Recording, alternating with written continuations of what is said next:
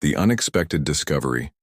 The vast emptiness of space stretched before Captain Elijah Stone as he stood on the bridge of the Earth defense vessel Hyperion. His weathered face, marked by years of service, reflected in the reinforced viewport as he gazed at the distant stars.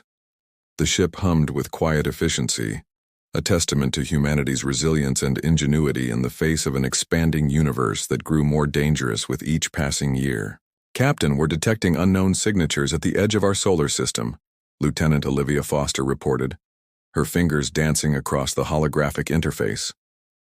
Her dark hair was pulled back in a tight regulation bun, eyes sharp with concentration.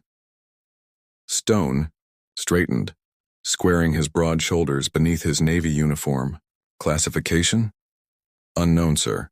They're not matching any known vessel signatures in our database. Movement patterns suggest deliberate formation rather than natural phenomena." Stone nodded, his intuition already confirming what the data suggested. After 15 years commanding Earth's flagship, he'd developed a sixth sense for trouble. "Sound yellow alert. Inform Earth Command we may have first contact scenario. Lieutenant Kang, plot an intercept course but maintain safe distance." The bridge crew responded with practiced efficiency. Stone had handpicked each one, not for their academic achievements or political connections, but for their resilience under pressure. The Hyperion wasn't just Earth's most advanced warship. It was humanity's first and last line of defense against whatever waited beyond the stars. As the massive engines shifted the ship toward the mysterious signals, Stone reflected on humanity's journey to this moment. Earth had united after the resource wars of 2088, pooling what remained of their technological knowledge to reach beyond their atmosphere. The discovery of faster-than-light travel in 2142 had propelled humanity into a new age, but it had also exposed them to the vastness of a universe teeming with other civilizations, not all of them friendly.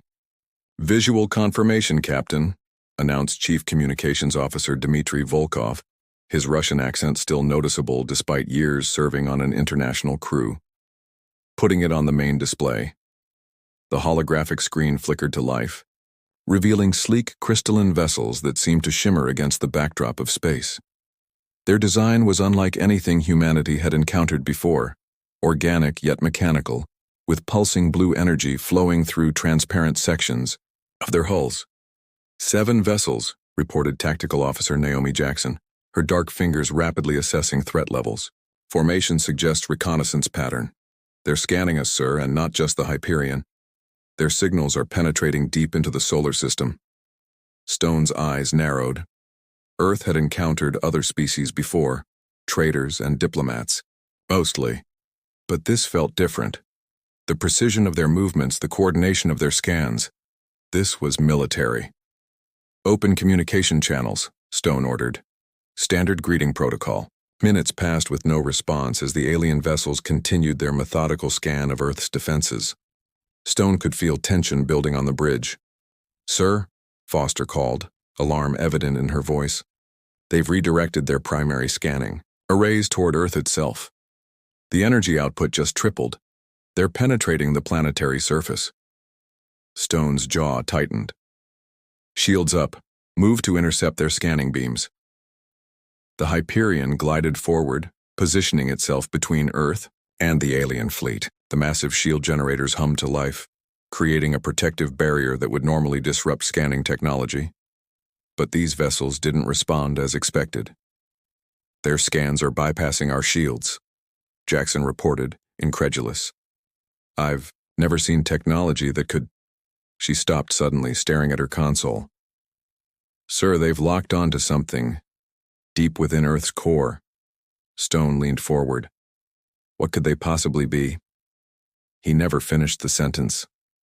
A blinding light erupted from the planet below, a beam of pure energy that shot upward through the atmosphere. The bridge crew shielded their eyes as the monitors automatically dimmed to protect their vision. "What the hell was that?" Stone demanded, blinking away the afterimage burned into his retinas. "Unknown, sir," Foster replied, her voice shaking, slightly. "But whatever they were scanning for, I think it just woke up." The alien vessels reacted immediately, breaking formation and retreating to a defensive position. Their behavior shifted from methodical exploration to what appeared to be alarm. Stone thought of his childhood in the reconstruction zones of what had once been the American Midwest. Life had been harsh, resources scarce, but the people had been forged into something resilient. His grandfather had fought in the resource wars and had taught Stone that survival often meant being willing to embrace the unexpected. They found something they weren't expecting, Stone muttered. And now they're afraid. The communication console suddenly chimed. "Captain, we're receiving a transmission from the alien vessels," Volkov announced. "Put it through." The holographic display flickered, revealing a humanoid figure with translucent blue skin and large compound eyes that reflected light like polished gemstones. When it spoke, the ship's AI translated, "Attention Earth vessel. This is Fleet Commander Zorax of the Varian Ascendancy. We have detected an Omega-level threat within your planetary core. For the safety of all sentient life in this sector, we must neutralize this threat immediately. Remove your vessel or be destroyed along with it." Stone's face remained impassive, but his mind raced. Humanity had no knowledge of any weapon or threat within Earth's core. Was this a pretext for invasion? Or had these aliens discovered something humans had never known about their own planet? "This is Captain Elijah Stone of the Earth defense vessel Hyperion. Your scans constitute an uninvited intrusion into sovereign space. We have no knowledge of any threat within our planet. Stand down your weapons and withdraw." The alien commander's compound eyes pulsed with an inner light. "Your ignorance does not negate the danger. The ancients sealed such weapons for a reason. The scans were necessary to confirm our suspicions. We will not allow another harbinger to be unleashed." Before Stone could respond, Lieutenant Jackson's console erupted with warnings. "Captain, the alien vessels are charging weapons." "Defensive formation Delta," Stone ordered calmly. "Charge main cannons but hold fire until my command." The Hyperion's engine roared as the massive ship moved into position, its weapons systems coming online. Stone had trained for first contact scenarios his entire career, but never one that escalated this quickly. "Sir," Foster interjected, "I'm detecting massive energy fluctuations from Earth. Whatever their scan activated, it's growing stronger." The bridge crew watched in stunned silence as veins of golden energy began to spread across Earth's surface, visible even from their orbital position. The planet itself seemed to be responding to the threat. The Varian commander's voice returned, now tinged with what sounded like fear. "You see? It awakens. The planet killer stirs from its slumber." Stone's mind flashed back to ancient myths his grandfather had told him, stories of Earth as a living entity, of powers sleeping beneath the surface. He had always assumed they were just tales meant to instill respect for nature. "All ships, prepare to fire on my mark," came the Varian command, broadcast openly now. "Target the planet's northern hemisphere where the energy concentration is highest." "Sir, they're targeting Earth directly," Jackson reported. "Multiple weapon locks detected." Stone's decision was immediate. "Position us between their fleet and Earth. Shields at maximum. Weapons hot." The Hyperion surged forward, its massive bulk now directly in the line of fire between the Varian ships and Earth. "This is your final warning," Stone broadcast. "Fire on Earth and we will respond with full force." For a moment, space hung silent between the opposing forces. Then, without warning, the lead Varian vessel fired, not at Earth, but directly at the Hyperion. The energy blast struck the shield, sending tremors throughout the ship. "Return fire," Stone commanded. "Target their weapon systems only." The Hyperion's main cannons roared to life, sending precise beams of concentrated energy toward the Varian vessels. Two smaller ships took direct hits, their weapons arrays exploding in silent bursts of blue flame.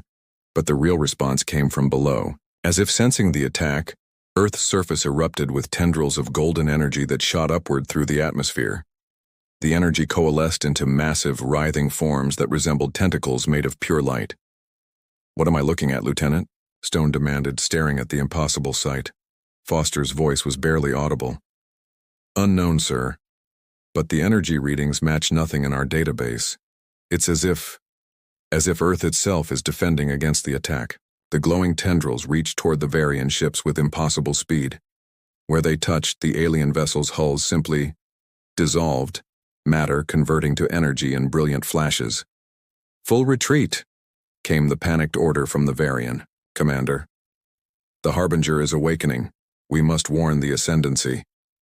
Stone watched in awe as the surviving Varian ships desperately accelerated away, jumping to faster-than-light speed moments before the energy tendrils could reach them. Within seconds, they had vanished from sensors. The bridge was silent, every crew member staring at the viewport where the golden energy now swirled peacefully around the Hyperion, not attacking but seemingly examining the vessel.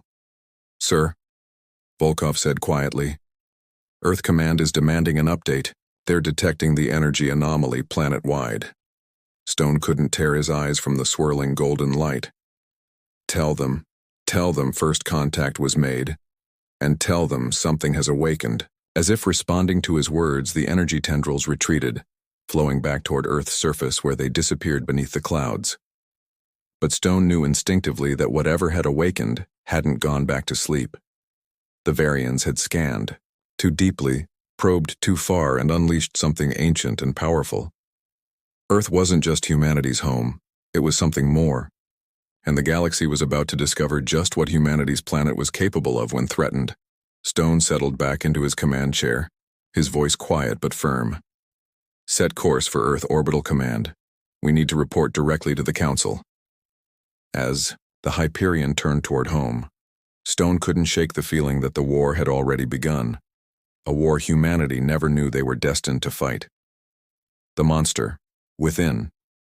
The Hyperion docked with Earth Orbital Command, the massive space station that served as humanity's military and diplomatic headquarters. Captain Stone walked briskly through the sterile corridors, his footsteps echoing against metal flooring. The station's transparent aluminum viewports revealed Earth below, its surface now pulsing with veins of golden energy, visible even from orbit. "The Global Defense Council has been in emergency session for 6 hours, Colonel Jasmine Way said, matching his stride. Her uniform was impeccable, but the dark circles under her eyes betrayed her exhaustion. "Every scientific and military authority on the planet has been consulted. No one has answers." Stone nodded grimly. "And the energy manifestation?" "Growing stronger. We've recorded a 27% increase in output since your encounter with the Varian vessels. Major cities are reporting strange phenomena. Technology malfunctioning, compass needles spinning wildly, and in some locations gravity itself seems to fluctuate."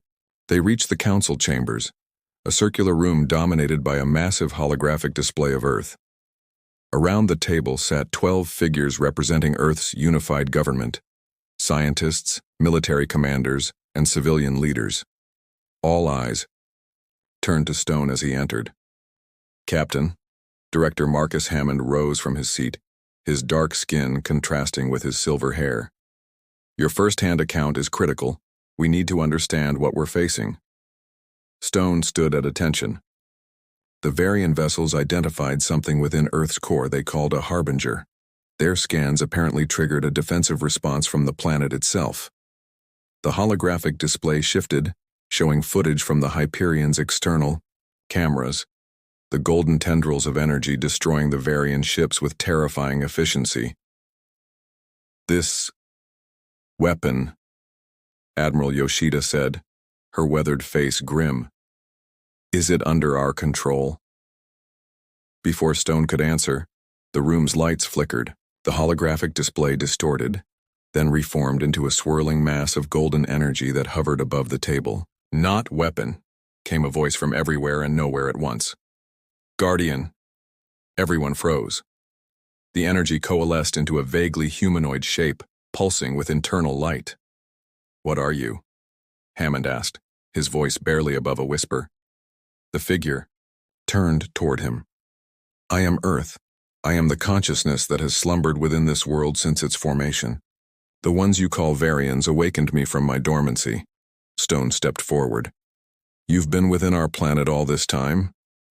"Yes and no, Captain Stone," the entity replied, somehow knowing his name. "I am not merely within your planet. I am your planet. The physical form you call Earth is my body. Humanity has grown upon me like beneficial microbes, unaware of the host that sustains them. Admiral Yoshida stood. If you're truly Earth itself, why reveal yourself now after millions of years? The golden figure's light pulsed. Because the Varians recognized what I am. Their scan was not mere curiosity, it was confirmation. They have encountered my kind before and they fear us. Your kind? Hammond pressed. There are others like you? Once there were many. Living worlds scattered throughout the cosmos, serving as guardians against the darkness between stars. We were created to protect life, to nurture it, to serve as bastions against extinction.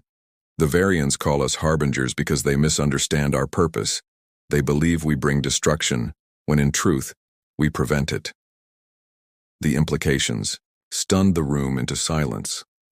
Humanity had always considered Earth simply a planet, a lucky rock in the habitable zone that allowed life to flourish. The idea that it was a conscious entity, a designed weapon of some ancient civilization, challenged everything they knew. The Varians will return, the entity continued. Not alone, but with an armada. They believe destroying me is necessary for their survival. They are wrong, but fear makes beings of all kinds irrational. Stone felt a chill.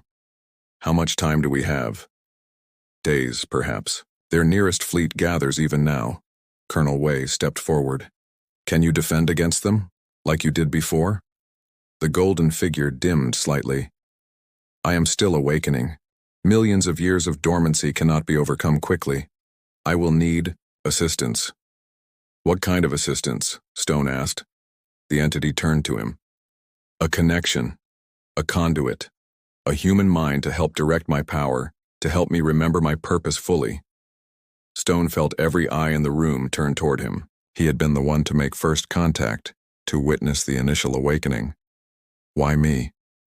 Because you understand something the others do not, Elijah Stone, the entity said.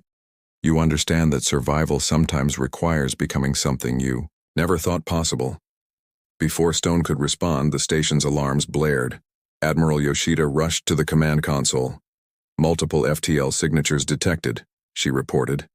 A Varian fleet has just entered the system, at least 50 vessels, including what appears to be a dreadnought class.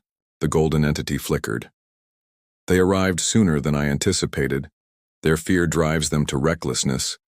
Hammond turned to Stone. Captain, return to the Hyperion immediately. Take command of our defense fleet. Stone nodded sharply, but the golden entity moved between them. Your ships cannot stand against their armada, not yet. I need time to fully awaken, and I need a conduit. What exactly would this connection entail?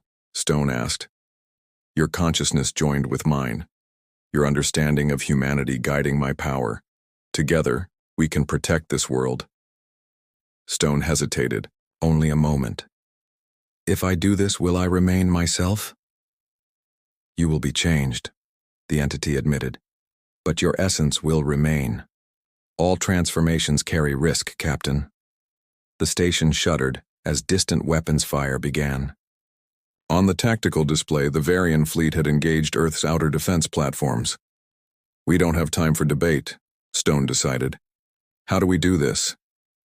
Return to the surface.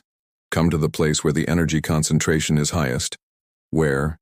You humans call the Mariana Trench. I will meet you there. Within hours, Stone found himself aboard a hypersonic transport descending toward the Pacific Ocean.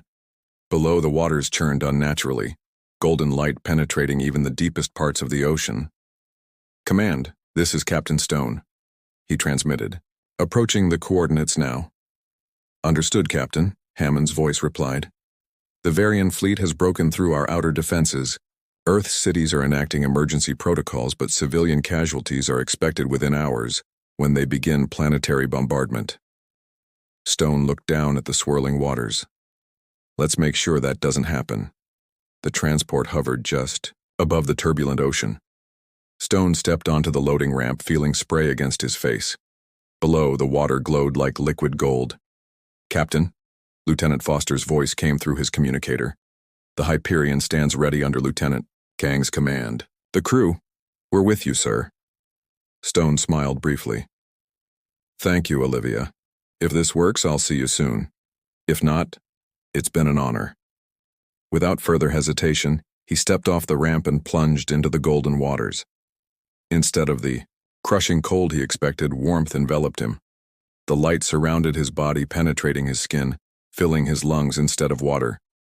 He could feel it, the ancient consciousness of Earth connecting with his mind. Images flooded his awareness, the planet's formation billions of years ago, the seeding of life by ancient beings who crafted Earth as a sanctuary and guardian, the long dormancy as humanity evolved, unaware of their planet's true nature. Above, in orbit, the Varian fleet approached Earth with weapons charged. Their massive dreadnought, nearly the size of a small moon, moved into position for a planet-killing strike. "Attention, Earth defenders," came the transmission from Fleet Admiral Zaris of the Varian Ascendancy. "Surrender the Harbinger immediately, or we will be forced to sterilize your world to prevent its awakening." Aboard the Hyperion, Lieutenant Kang responded, "This is Earth Defense Fleet. We will not surrender our planet. Any hostile action will be met with full force." "Then you leave us no choice," the Varian Admiral replied. "The safety of the galaxy demands this sacrifice." The dreadnought's main weapon began to charge, a sphere of destructive energy forming at its center. The remaining Earth defense vessels moved to intercept, but they were outmatched and outnumbered.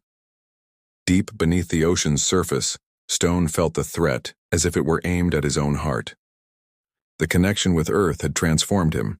His consciousness expanded beyond human limitations. His perception stretched to encompass the entire planet. "They fear what they do not understand," the Earth consciousness shared with him. "Together, we will show them the truth of our purpose." Stone felt power surge through him, incredible energy that no human was meant to contain. His physical form began to change, golden light replacing flesh, his mind expanding further until he could perceive the Varian fleet in orbit as clearly as if he stood among them. Now, the Earth consciousness guided him. "We rise." The oceans, parted as a column of golden energy, erupted skyward. Within it, Stone's transformed body ascended toward space, no longer needing a vessel or life support. The energy column widened, branching into countless tendrils that spread around the planet like a protective web. The Varian dreadnought fired its planet-killer weapon, a beam of concentrated energy that could shatter a world's crust. The beam struck Stone's energy web and stopped, absorbed completely. Stone's voice, now amplified and changed, resonated through every communication channel. "Varian fleet, this is Earth. I am not your enemy. I was not created to destroy, but to preserve." The Varian Admiral's voice shook with fear. "The Harbinger speaks. All vessels, full attack." The Varian fleet opened fire, their weapons striking the golden energy web without effect. Stone felt no malice toward them, only sadness at their misunderstanding and determination to protect his home. With a thought, golden tendrils extended toward the Varian vessels, not to destroy but to immobilize. Ships were enveloped in cocoons of energy that neutralized their weapons and engines. "Listen to me," Stone projected. "I will show you the truth." Using his newfound connection with Earth's ancient memories, Stone transmitted images directly into the minds of the Varian crews, showing them the true purpose of Earth and its kind. Not planet killers, but guardians created by an ancient race to protect life throughout the galaxy, from a darkness that once threatened to consume everything. The Varian Admiral's ship was the last to be enveloped. Stone appeared before him as a figure of golden light, still recognizable as human but transformed. "Your people encountered a corrupted guardian in your past," Stone said gently. "One that had forgotten its purpose and brought destruction instead of protection. I am not corrupted. Earth remembers its mission." The Admiral stared in awe and lingering fear. "How can we trust you? How do we know you won't turn against life as the other did?" Stone gestured, and a small sphere of golden energy appeared between them. "Because I retain my humanity. I understand what it means to be vulnerable, to fear extinction. Take this memory crystal back to your people. It contains Earth's true history and purpose. Study it, understand it, and if you still fear us afterward, we will discuss terms." The Varian Admiral hesitated, then accepted the crystal. We will withdraw and consider your words, but know that the ascendancy remains vigilant. As do we, Stone replied. Earth's awakening does not threaten the galaxy. It helps secure it against greater threats that may one day return. As the Varian fleet disengaged and retreated from the solar system, Stone returned his attention to his home planet. The golden energy web remained in place, now a visible reminder to all that Earth was more than just humanity's cradle. It was a living shield. Stone descended back to the orbital command, his form still radiating golden light, though now condensed into a more human shape. The Global Defense Council watched in awe as he entered the chamber. "What happens now?" Hammond asked, voice barely above a whisper. Stone smiled, his eyes glowing with inner light. Now humanity learns its true place in the universe, not just as Earth's children, but as its partners. Together, we will take our place among the stars, not as conquerors or victims, but as guardians. "And you, Captain?" Colonel Wei asked. "Are you still you?" Stone considered the question, feeling the ancient Earth consciousness that now shared his mind, not overwhelming his identity but enhancing it, offering wisdom and power beyond human comprehension.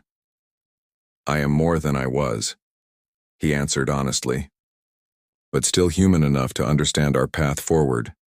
Earth has awakened, and through me it will help humanity reach its true potential." As he spoke, reports flooded in from across the planet. The golden energy veins had stabilized, no longer causing disruption, but instead enhancing Earth's natural systems. Polluted areas were being cleansed, damaged ecosystems healing at impossible rates. They wanted to know Earth's power, Stone said, looking out at the planet below. And in their scanning, they awakened something they feared was a monster. He turned back to the council, his expression resolute. But what they awakened wasn't a monster, it was a guardian. And now, that guardian is fully awake. Across the stars, word spread quickly of Earth's transformation. Some civilizations responded with fear, others with curiosity, and still others with hope. But all knew that the galaxy had changed forever. The sleeping giant had awakened, and humanity had taken its first true steps into a larger universe, not as a primitive species clinging to a rock in space, but as the chosen partners of one of the most powerful entities in existence. And Captain Elijah Stone, once a simple man from the reconstruction zones with nothing but determination and courage, had become something legend, the human who spoke for Earth itself. The bridge between two forms of consciousness, united in purpose to protect all life among the stars.